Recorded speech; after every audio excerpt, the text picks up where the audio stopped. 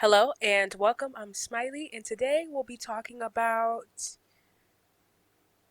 delivery. If it's one thing that we've seen too many times, it's messages that people needed to hear being delivered in the wrong way, and as a result, falling on deaf ears. Too many people have risen and fallen not because of their message in and of itself, but because that person didn't want to take the time out to properly organize their thoughts. There have been too many situations where a few extra words or a few less words could have made so much more of an impact on society. And it's sad. And it's sad for a few reasons. It's sad because the intended message was not received by its intended party. It's sad because sometimes people's messages have been misrepresented on a global scale. And finally, what is arguably the saddest part of it is that person messes it up for everybody.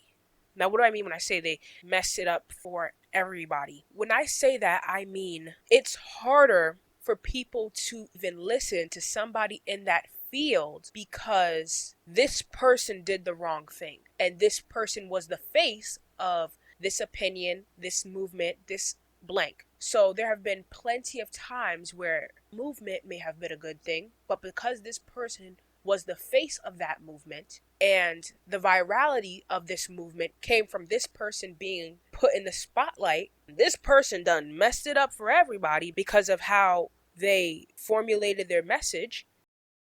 When other people hear of this, when the conversation is brought up to other people, when somebody who is going to be responsible with their words comes into play, it's harder for them. It's harder for people who really do care and who really do want to help people.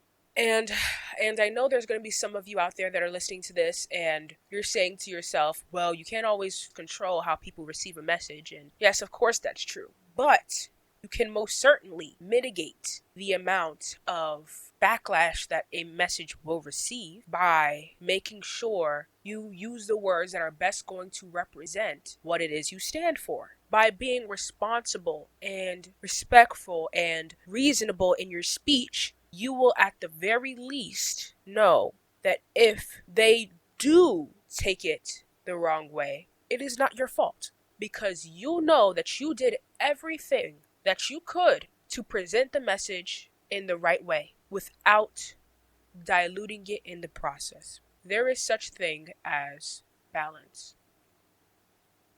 You don't have to completely pad up your message in order to deliver it respectfully.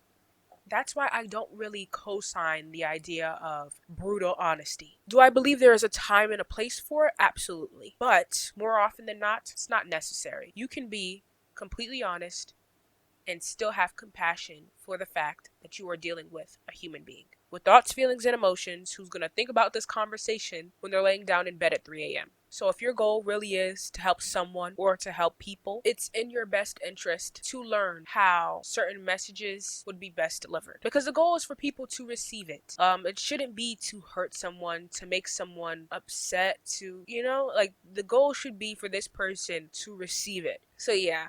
And I'm going to leave off with this. I think this is a story that perfectly wraps it up. It's the story of the unjust steward in the Bible. Luke chapter 16.